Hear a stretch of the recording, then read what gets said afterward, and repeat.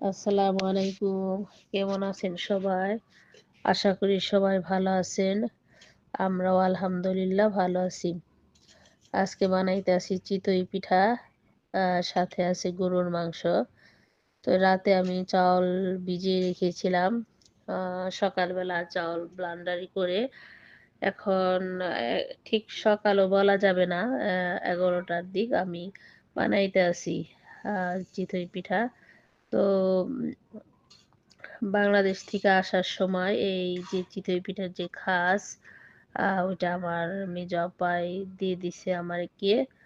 আর ওই যে দোনোটাই দিছে আমার মেজো আপাই। ওই যে লম্বা পদের যে খাস, পাঁচ পাঁচটা পিঠা হয় ওইটাও দিছে, আর ওই যে গোল ওইটাও দিছে।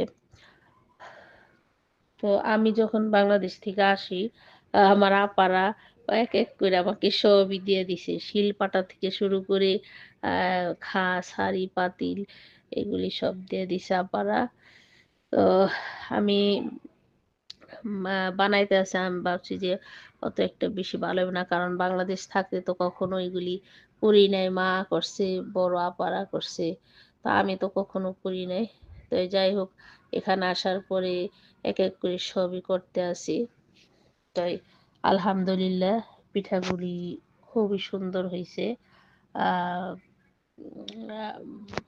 নরম হয়েছে এবং ফুলছেও পিঠা। আর এই যে এক খাস হয়েছে, পরে আমি আমার হাজবেন্ড খেতে দিছি। আহ, উনিও বলছে না, অনেক ভালো হয়েছে, মজা লাগতে আছে। তো যাই হোক, আহ, এভাবে মাঝে মাঝে করি, পিঠা বানাই। তো আপনারাও ভালো থাকেন। আল্লাহ হাফিজ। আসসালামু আলাইকুম।